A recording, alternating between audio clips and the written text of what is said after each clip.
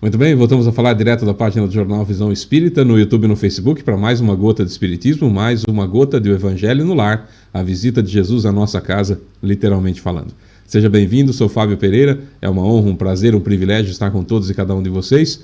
Vamos fazer o Evangelho completo, a gente grava o nosso Evangelho, para que você que professa a fé espírita sozinho, ou você que mora sozinho, ou você que não tem muita facilidade para ler em voz alta o Evangelho, explicar, então você pode fazer como muita gente faz, que é reunir a família, coloca no vídeo no YouTube e aí assistem o Evangelho fazendo o Evangelho conosco. Separa a sua água, a minha já está aqui, ó. Separa a sua água e aí os mentores vão fluidificá-la no final. Nós vamos fazer completinho. Oração inicial, leitura edificante. Hoje nós vamos ler um trecho do livro Segue-me, de Emmanuel por Chico Xavier, na Seara do Auxílio. Vamos ler e explicar, claro. E depois a gente vai para o Evangelho segundo o Espiritismo. O meu já está aqui. Dá para ver aí? Dá, tá judiadinho. Né? Capítulo 19, A Fé Transporta Montanhas, Instruções dos Espíritos, a Fé, Mãe da Esperança e da Caridade. É o que nós vamos ler e explicar. Na sequência, a oração final, que aí já é a fluidificação da água. Tá certo? Então vamos começar. Eleva o pensamento até Jesus. O que é isso? Pensar no rosto dele como você acha que ele é. Senhor Jesus, querido mestre e amigo, Deus Pai Todo-Poderoso, benfeitores espirituais, amigos mentores que nos acompanham, seu Calixto, Dona Zélia, seu João Leão Pita, seu Joaquim, seu Romeu, seu Alexandre, doutor Agripino, seu Otávio, nosso guia espiritual, cumprimentando o seu Otávio, cumprimentamos a todos os demais guias presentes, seu Caibar Schutel, sua equipe de Alvorada Nova, seu Bezerra de Menezes, seu Allan Kardec, seu Agostinho. Invocamos ao Senhor, mestre querido, e evocamos esses queridos amigos para que possamos ser embaixada da colônia espiritual aqui na Terra, ponto de visita sua na nossa casa, o que nos honra demais e por isso já agradecemos. Muito obrigado pelo carinho que o senhor tem, por acréscimo de misericórdia, né? Porque se a gente for buscar merecimento não está sendo fácil, mas a gente agradece essa misericórdia que o senhor tem conosco. Falando em agradecer, muito obrigado por tudo de bom que nos aconteceu na última semana, muito obrigado por tudo de ruim que não nos aconteceu na última semana e, claro, muito obrigado por tudo de ruim que necessariamente aconteceu na última semana, porque é aquela coisa, né? Já foi, já passou, então obrigado por isso, porque já é mais uma página que a gente vira do nosso passado, né? Delituoso, do nosso passado difícil. Então, muito obrigado por isso mesmo, mestre, que estamos podendo quitar débitos e elevarmos-nos até o Senhor um pouco mais, não é? Então, muito obrigado. Gostaríamos também de agradecer por essa decisão que o Senhor tomou tanto tempo lá atrás de não nos abandonar, de não nos deixar órfãos, de estar conosco até o final dos tempos e por isso, muito obrigado, de verdade. No quesito pedidos, mestre, nós gostaríamos de pedir que o Senhor não olhe as nossas imperfeições nesse momento, nos ajude a conseguir receber as boas inspirações e principalmente, né, que possamos sentir a sua presença e que o Senhor faça vista grossa para as nossas imperfeições, né, como eu pedi, porque assim, com essa misericórdia a mais, a gente pode aproveitar da sua presença em meio a nós, que vai definitivamente ser muito salutar. E por isso, também muito obrigado. Dessa forma, então, mestres, sabedores da sua presença em meio a nós, né? Somos mais de 2, reunidos em teu nome. Muito obrigado e que assim seja. Damos por iniciado o nosso Evangelho no Lar. Então é isso. Vamos lá. No livro Segue-me, de Emmanuel por Chico Xavier, sempre tem um trecho do Novo Testamento. O trecho de hoje é de Paulo aos Colossenses, capítulo 3, versículo 13. A carta de Paulo aos Colossenses, a cidade de Colosso, onde é hoje a Turquia. Colosso era uma cidade que tinha muita influência romana e muita influência grega, mas também tinha muitos judeus por lá. E essa influência romana, principalmente a influência romana, os romanos tinham uma característica que era quase como um direito, eles entendiam quase como um direito, e além de quase um direito, mais do que um direito, um dever, a vingança. Do olho por olho, dente por dente, a ideia de direito a vingança era muito... e também um dever da vingança era muito forte, muito enraizado os romanos. E Colosso, como uma cidade de muita influência romana e grega, também as pessoas tinham isso. E a comunidade que Paulo havia criado lá, a comunidade dos colossenses, a comunidade cristã que o Paulo havia criado lá, estava com alguns conflitos e algumas dificuldades, principalmente no que diz respeito à parte de perdão, que é uma parte fundamental da caridade que Paulo tanto pregou, né? Tanto que ele fala, a gente viu no Evangelho no Lar da semana passada, fora da caridade não há salvação.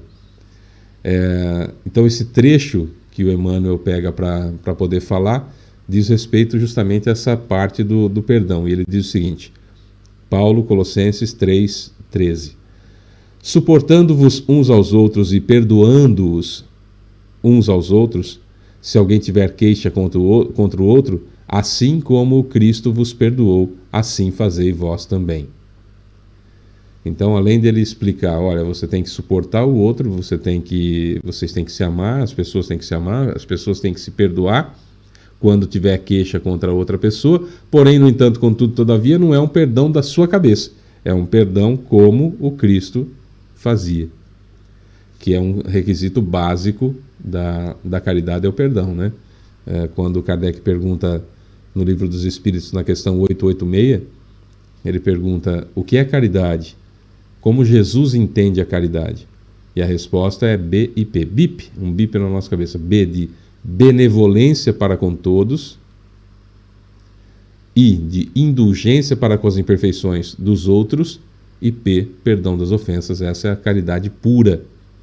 Essa é a caridade pura como Jesus entendia. Então, suportando-vos uns aos outros e perdoando-os uns aos outros, se alguém tiver queixa contra o outro, assim como Cristo vos perdoou, assim fazei vós também. Ele dá a medida certa, principalmente na carta, que na sequência ele fala, olha, vista-se, no versículo 14, ele fala, vista-se de caridade, que vocês possam se vestir de caridade. Isso foi entre o ano 60 e 62 depois de Cristo, quando Paulo já estava preso em Roma, que ele mandou essa carta. Inclusive pelos relatos de conflitos que ele recebia e principalmente da reivindicação de direito e de dever de vingança uns contra os outros. Então ele explicou, olha, o Cristo trouxe um negócio diferente aí, e é muito diferente. Então você imagina, no Império Romano, contra todas as tradições e direitos e deveres, até o próprio povo judeu tinha o direito de tirar a vida de pessoas em determinadas situações, como por exemplo, lembra da mulher adúltera que foi pega em adultério? Curioso é que ela foi pega em adultério sozinha, né? O homem não foi julgado, mas enfim, foi pega em adultério, e a lei judaica, que nos 10 mandamentos tem lá não matar, autoriza, mediante um julgamento, mediante um flagrante, vamos colocar assim, que a pessoa seja lapidada, morta a pedradas, não é? Então eles tinham esse direito também, né? Tinham o direito de lapidar as pessoas, matar a pedradas. Jesus foi ameaçado, inclusive, os discípulos de Jesus foram agredidos com pedradas em certa situação, porque aí não era assassinato, porque até a tradução ficou meio truncada, mas os estudos mais recentes mostram que nos 10 mandamentos estaria, ao invés de não matar, estaria não assassinar. Quer dizer, você, por um problema qualquer de ódio contra outra pessoa, você está proibido de fazer isso. Mas se a pessoa fez uma bobagem qualquer que estaria prevista na lei, então aí ela poderia ser morta, poderia ser apedrejada, etc., poderia ser lapidada. Então, quando Jesus vem nesse meio e fala, olha, se alguém te bater na face direita, oferece a esquerda, fala, esse cara é louco, esse sujeito é maluco. Hoje em dia, se a gente fala isso, né, o tanto que a gente vê aí, estamos todos nós, ou pelo menos a maioria de nós, estamos imersos nas redes sociais, então a gente vê o tempo todo esse festival de bobagens que a gente vê, sempre voltando ao egoísmo, sempre voltando ao orgulho, sempre voltando à vaidade, sempre voltando a revidar, revidar, revidar. E perdoar parece ser uma bobagem muito grande, parece ser uma fraqueza, quando na realidade é uma grande dificuldade. Só a nobreza de sentimento é que permite o perdão. Não é para qualquer um, não. Não é para qualquer um, definitivamente não é para qualquer um, não. Tem que ter uma coragem muito grande para perdoar. Mas a impressão que se tem no mundo de hoje, estamos gravando esse evangelho no dia 19 de fevereiro de 2025, a impressão que se tem nessa época é que é uma grande covardia, uma grande bobagem você perdoar, quando na realidade é uma coragem muito grande de fazer aquilo que o Cristo fez. Às vezes as coisas meio que mudam de ordem, né? O que é certo parece errado e o que é errado parece certo, né? Sei lá. Mas, como tem uma frase que eu uso há muito tempo, o certo continua sendo certo mesmo que ninguém esteja fazendo, e o errado continua sendo errado mesmo se todo mundo estiver fazendo. Mas vamos lá. Na seara do auxílio, suportando-vos uns aos outros e perdoando-os uns aos outros, se alguém tiver queixa contra o outro, assim como Cristo vos perdoou, assim fazei vós também. Paulo, Colossenses 3,13. Emmanuel diz o seguinte: desnecessário salientar o brilho do cérebro na cúpula da humanidade. As nações vanguardeiras, que estão à frente do progresso material, efetuam prodígios nos setores de pesquisa e definição do plano terrestre. A universidade é celeiro de luz para a inteligência. O laboratório é uma nascente de respostas seguras para milenárias indagações. Entretanto, na esfera do espírito, sobram discórdias e desesperos, desgosto e desilusão. Todos nos referimos inquietos às calamidades da guerra, à proliferação do vício, aos estragos do ódio ou às deturpações da cultura, conscientes dos prejuízos e desastres que nos impõem ao caminho comum. Assinalamos aqui e além lutas ideológicas, conflitos raciais, insânia e egoísmo. Que fazemos nós na condição de aprendizes do Cristo para o reequilíbrio do mundo? Olha que pergunta fabulosa e profunda. Que fazemos nós na condição de aprendizes do Cristo para o reequilíbrio do mundo? Achamo-nos convencidos de que a violência não extingue a violência, não extingue a violência. Além disso, não ignoramos que Jesus nos chamou a fim de compreendermos e auxiliarmos, construirmos e reconstruirmos para o bem de todos. Pensemos nisso. Não alegues isolamento ou pequenez para desistir do esforço edificante que nos compete. Uma fonte humilde garante o oásis na terra seca, e apenas uma lâmpada acesa vence a força das trevas. A harmonia do todo vem da fidelidade e do serviço de cada um. Trabalhemos unidos pela edificação da terra melhor.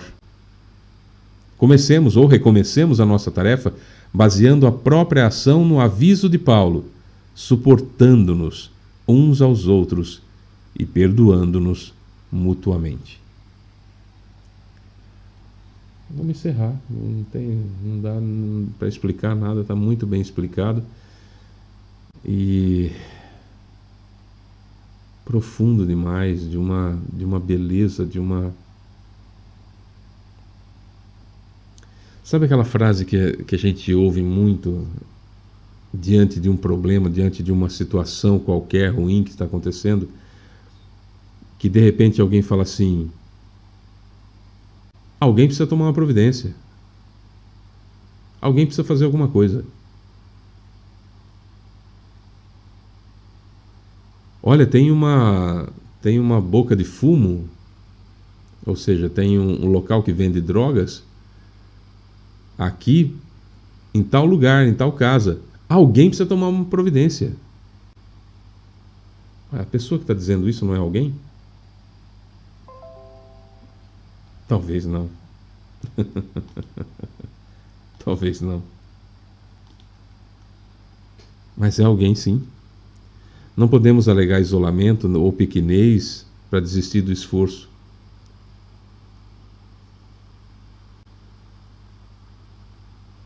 Nossa, tem tanta historinha, né, que eu poderia contar do menininho que catou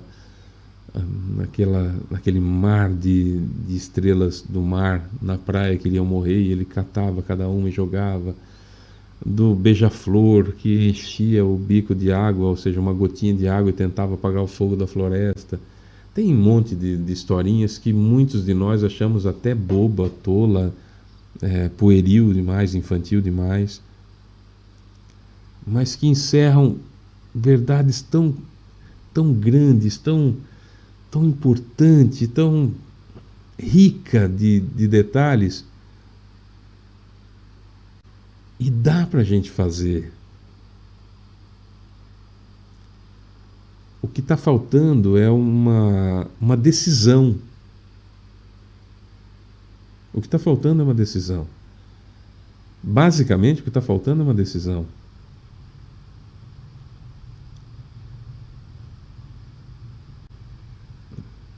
Nós, via de regra, somos muito covardes diante da vida.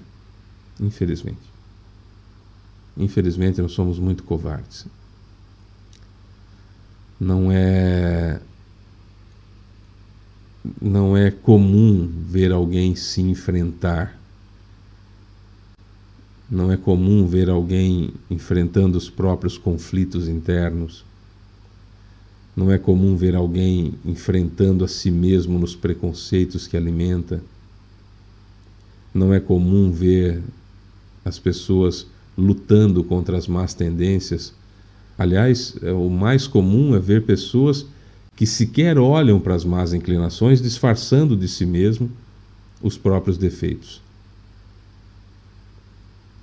Levando para o campo moral, muitos de nós tomamos as mesmas atitudes e quando olhamos no espelho, ou quando, vou mudar o exemplo, graças às redes sociais, muitos de nós gostaríamos que existissem os filtros do Instagram, os filtros das redes sociais, das câmeras fotográficas, dos celulares potentes.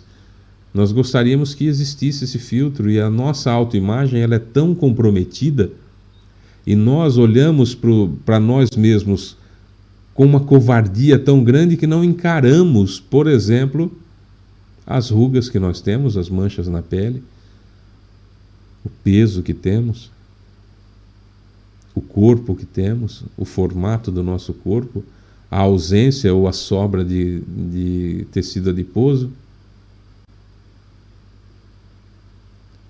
E os filtros cada vez mais poderosos, utilizando agora a inteligência artificial, moldam a minha característica que eu gostaria que fosse, da forma que eu gostaria que fosse.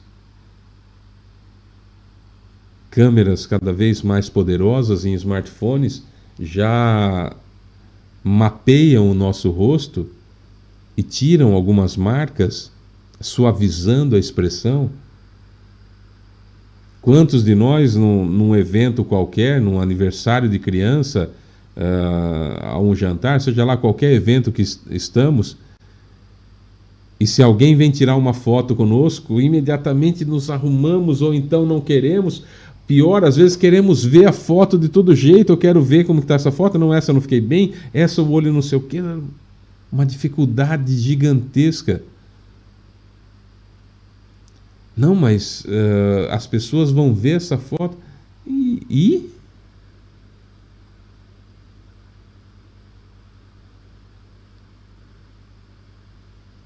Eu quero que as pessoas me suportem, mas eu não suporto a mim mesmo.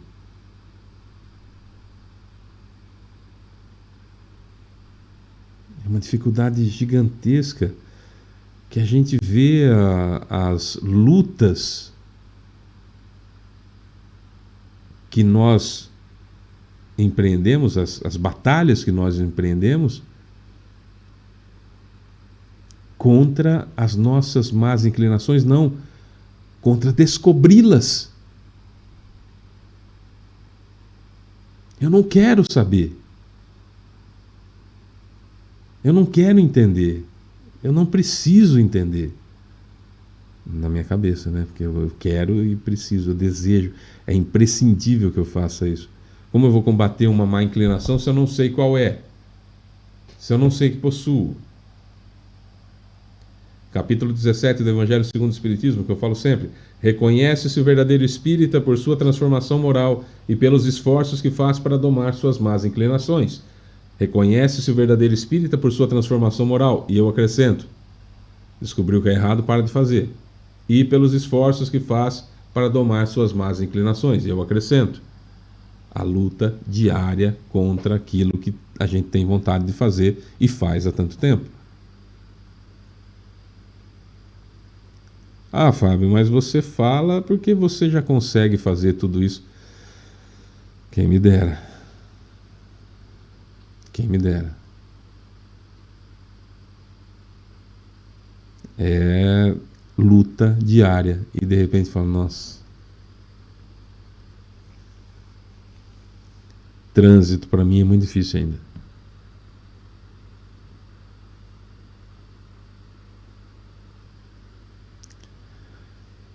Perco, ganho, perco, ganho. Quando eu ganho, ninguém vê. Só eu sei que eu ganhei, eu fico aquela coisa. Assim. Eu queria ter falado. Eu queria ter esbravejado. Ninguém vê, ninguém nota. Só dói aqui porque eu ganhei. E aí de repente escapa. Aí você fala, ai, esbraveja. Já perdi. E isso todo mundo vê. E aí pessoas que não gostam tanto da gente assim podem falar assim, nossa, o primeiro passo do perdão não é revidar? E aí tá esbravejando no trânsito? Fala, fala, fala, mas você mesmo não faz? É, pode acontecer. Aquele dia eu perdi, aquela hora eu perdi, o resto que eu ganhei você não viu. E normalmente é assim. E se você responder assim para a pessoa que te acusou, ela vai falar assim, sei.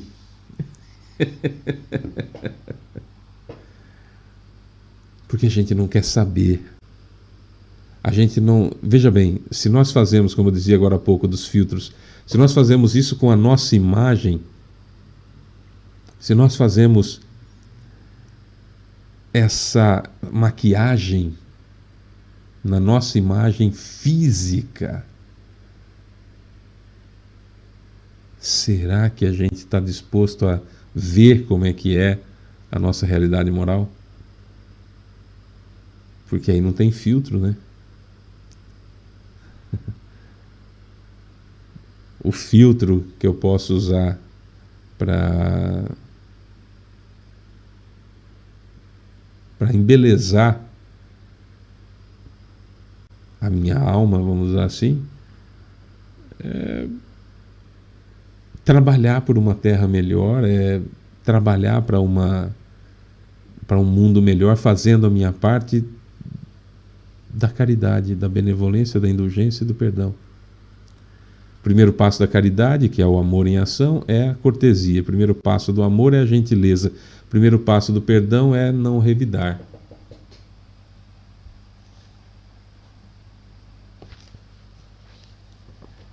O José, espírito protetor, que não tem muita informação de quem ele seja, no capítulo 19, A Fé Transporta Montanhas, a fé, mãe da esperança e da caridade, que ele assina, é fabulosa também. Vamos ver. Para ser proveitosa, a fé tem que ser ativa. Não deve entorpecer-se. Mãe de todas as virtudes que conduzem a Deus, cumpre-lhe velar atentamente pelo desenvolvimento dos filhos que gerou. A fé, mãe da esperança e da caridade. A esperança e a caridade são corolários da fé e formam com a fé uma trindade inseparável. Não é a fé que faculta a esperança na realização das promessas do Senhor? Se não tiverdes fé, que esperareis? Não é a fé que dá o amor? Se não tendes fé, qual será o vosso reconhecimento e, portanto, o vosso amor? Fé, conhecimento, tá? Quando se fala no Espiritismo sobre fé, é fé, conhecimento. Antigamente a gente tentava perdoar o outro, a gente tentava amar o outro por medo do inferno. Depois a gente descobriu que tanto faz como tanto fez o inferno, que o importante era estar aqui. Aí criaram subsídios ou situações para que eu voltasse à fé, apagando os pecados, seja ele pela confissão, seja ele pela remissão dos pecados, por uma aceitação de uma nova doutrina religiosa. O fato é que zerava tudo para eu começar de novo. E aí começou-se a criar a fé como meio para chegar a uma recompensa depois da minha morte. Então, não mais por medo de ir para o inferno, mas por ganância de chegar ao céu, eu comecei então, nós começamos então a amar, porque senão não vou para o céu, a perdoar, porque senão não vou para o céu. Mas aí também descobrimos que o céu era mais uma promessa do que alguma coisa palpável, né? E aí a gente voltou a viver na situação material que a gente vivia. Aí as igrejas deram um jeito de me aproximar das realizações monetárias e financeiras, garantir que pelo menos o céu estaria salvo se eu fizesse, estaria ganho se eu fizesse pelo menos 1 ou 2 rituais anuais. O céu estava garantido. Algumas igrejas mais espertalhonas começaram a criar situações de prosperar com auxílio gigantesco de falanges enormes de obsessores, para que haja situação de prosperar, de pessoas prosperarem monetariamente, financeiramente, materialmente, e desse modo então criar a ilusão de que Deus está preocupado com a sua conta bancária, com o status financeiro que você tem, não é? A troco de doações e mais doações que enriquecem os porcarias que encabeçam essas igrejas, né? Então, não tenho dó de quem dá o dinheiro, porque ele dá querendo algo em troca, como se pudesse comprar uma salvação, e não tenho dó de quem recebe, de ser salafrário, estelionatário como é. Ou enfim, o fato é que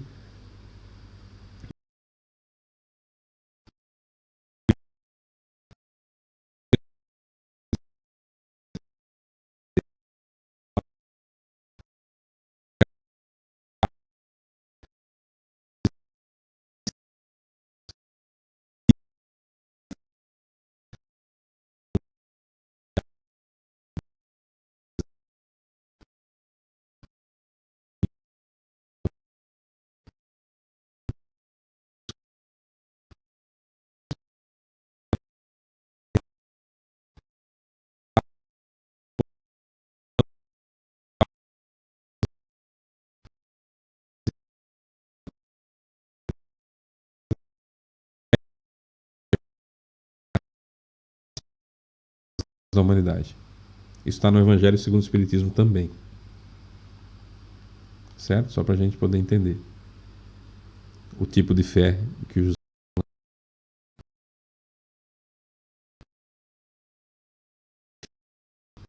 tão difícil, que o orgulho está tão grande em nós, que veja, no começo do século XX, quando crianças viram Nossa Senhora de Fátima, não houve contestação, a igreja aceitou imediatamente. Fala que você conversou com um espírito um pouquinho mais nobre para você ver o que as pessoas te falam. Você tem que ter prova científica. Eu não acredito. Como assim você? Mais uma criança hoje fala assim: eu tava uma criança de 2 aninhos assim, olhando para o nada e brincando e rindo. Falar, provavelmente é um espírito ou amigo imaginário. Amigo imaginário ou espírito, a pessoa detona você imediatamente. Tem que levar essa criança no psicólogo, tem que ver. Mas fala assim: meu filhinho estava vendo a mãe de Jesus. E a maioria das pessoas vai acreditar. Nós estamos num período de que as pessoas acreditam naquilo que elas querem e acabou. Não se prova nada para ninguém e não perca tempo fazendo isso. Você tem um companheiro, uma companheira, um marido, uma esposa, filho, pai, seja lá quem for, amigo, que você gostaria que fosse espírita, seja o melhor espírita cristão perto dele e só, dele ou dela, e só. Não tente convencer ninguém. Não perca seu tempo. Existe um negócio chamado verdade individual, existe um negócio chamado pós-verdade, que é só aquilo que a pessoa quer acreditar. Então deixa a água bater na canela dela, que no momento oportuno você vai poder esticar os braços para poder ajudar. Não fica forçando, não. Fé não é uma coisa que se passa para outra pessoa falando. Fé se... não vem a palavra. Desperta. Fé se desperta na outra pessoa, cultivando ao lado dessa pessoa a sua fé a cada dia, mostrando, exaltando. E essa sementinha pode germinar lá, pode despertar lá, se for o momento da pessoa. Se não for, você espalhou semente, isso que é importante. Inspiração divina, a fé desperta todos os instintos nobres que encaminham o homem para o bem. É a base da regeneração. Preciso é, pois, que essa base seja forte e durável, porquanto se a mais ligeira dúvida a abalar, que será do edifício que sobre ela construirdes? Levantai, conseguintemente, esse edifício sobre alicerces inamovíveis. Seja mais forte a vossa fé do que os sofismas e as zombarias dos incrédulos, visto que a fé não afronta o ridículo dos homens, visto que a fé que não afronta o ridículo dos homens não é fé verdadeira. A fé sincera é empolgante e contagiosa, comunica-se aos que não a tinham, ou mesmo não desejariam tê-la. Encontra palavras persuasivas que vão à alma, ao passo que a fé aparente usa de palavras sonoras que deixam frio e indiferente quem as escuta. Aquilo que a gente falava, né? Vivencie a sua fé sem ficar falando para as outras pessoas. Não é ficar falando, é vivenciar. Pregai pelo exemplo da vossa fé, para incutirdes nos homens. Pregai pelo exemplo das vossas obras, para lhe demonstrardes o merecimento da fé. Pregai pela vossa esperança firme, para lhes dardes a ver a confiança que fortifica e põe a criatura em condições de enfrentar todas as vicissitudes da vida. Tende, pois, a fé com o que ela contém de belo e de bom, com a sua pureza, com a sua racionalidade. Não admitais a fé sem comprovação cega, filha da cegueira. Amai a Deus, mas sabendo por que o amais. Crede nas suas promessas, mas sabendo por que acreditais nelas. Segue os nossos conselhos dos Espíritos, né? Segue os nossos conselhos, mas compenetrados do fim que vos apontamos e dos meios que vos trazemos para atingirdes. Crede e esperai sem desfalecimento. Os milagres são obras da fé. José, Espírito Protetor, Bordeaux, 1862. A fé é ativa. A caridade é ativa, o amor é ativo. Não é não fazer isso e tá bom. Percebe? É ativo. É ativo, eu preciso fazer. Nós vivemos momentos desesperadores de autoimportância, excesso de autoimportância, em que as pessoas se acham num grau tão grande de importância que Deus tem que fazer aquilo que elas querem para provar que seja Deus. As pessoas se acham, se julgam tão importantes que como assim eu estou inserido na lei de causa e efeito? Mas eu sou fulano de tal. Eu sou o Fábio. Como assim? O que Deus tem contra... Essa frase mais imbecil que alguém pode proferir pela... Eu vou dizer a frase e você vai entender por que eu estou dizendo isso. O que Deus tem contra mim que fez isso para mim? Como assim? Que importância gigantesca você tem a ponto de Deus, a inteligência suprema do universo, a causa primária de todas as coisas, ter alguma coisa contra você e te punir com coisas que aconteceram com os outros. Olha que coisa, que síndrome de alta importância que as pessoas têm. Fábio, mas olha, meu carro quebrou. Na semana seguinte quebrou o carro da minha mulher. Passaram mais alguns dias, eu fiquei doente. Depois minha mulher ficou doente também. O negócio que a gente ia fazer, a loja que eu ia comprar, não deu certo. Fábio, o que Deus tem contra mim?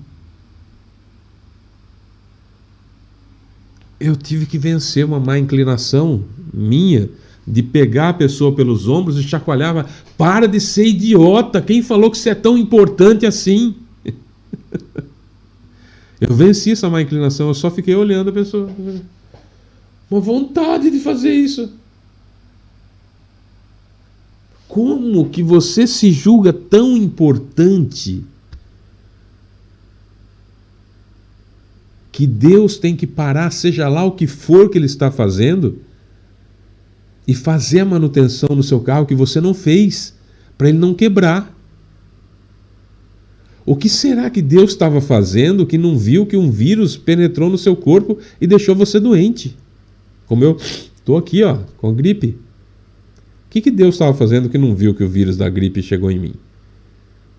Se instalou nas minhas células e foi se multiplicando, multiplicando?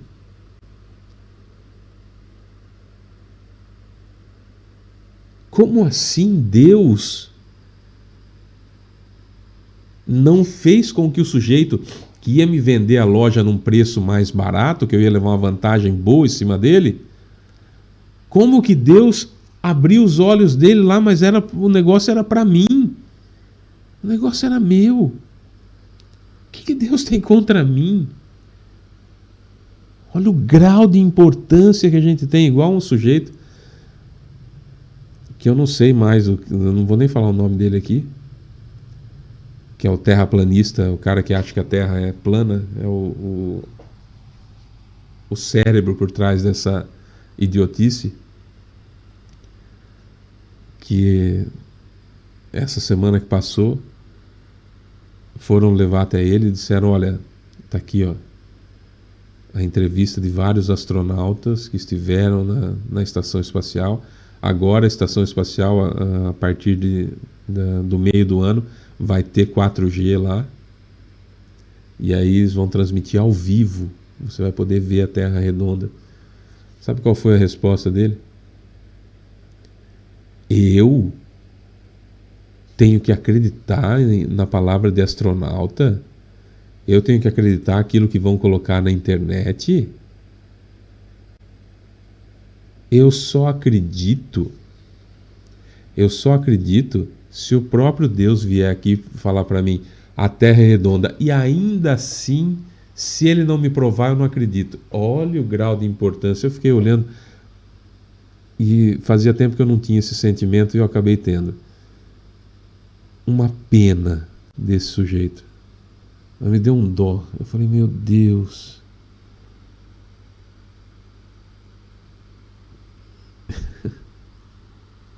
Fiquei com dó. Não vou ficar com raiva, porque não me diz respeito, o problema dele. Mas eu tive pena. E é tão ruim quando a gente tem pena de alguém, né?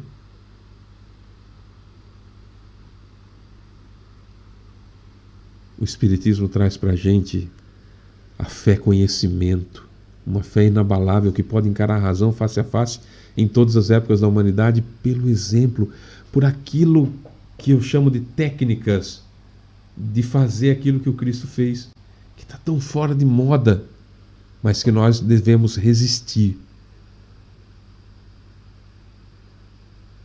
E devemos pegar essa fé inabalável que nós temos e revesti-la da caridade. Vestir, como diz Paulo, vestir a caridade, que é a benevolência para com todos, indulgência com as imperfeições alheias e perdão das ofensas. Dá para fazer a caridade. O primeiro passo da caridade é a cortesia, o primeiro passo do amor é a gentileza e o primeiro passo do perdão é não revidar. Dá para fazer. Boa sorte. Minha água está aqui. Vamos fluidificá-la. Bom, já foi fluidificada pelos mentores. Agora nós vamos magnetizá-la, finalizando o processo. Senhor Jesus, querido mestre e amigo, Deus Pai Todo-Poderoso, benfeitores espirituais, amigos, mentores citados e não citados que estiveram aqui conosco, seu Otávio e demais guias espirituais, seu Caibar Schutter, sua equipe de Alvorada Nova, seu Bezerra de Menezes, seu Allan Kardec e seu Agostinho. Muito obrigado pela oportunidade, mestre querido, muito obrigado pela presença, muito obrigado pelo carinho, muito obrigado pelo acréscimo de misericórdia que o Senhor nos concede. Muito obrigado mesmo. Elevamos então o pensamento mais uma vez, Senhor Jesus, até o Senhor, para a finalização então da fluidificação dessa água, quando cada um de nós agora vai mentalizar as pessoas que gostaríamos que essa água fosse um bálsamo para o sofrimento, santo remédio ou salutar remédio para o corpo físico e também para a alma.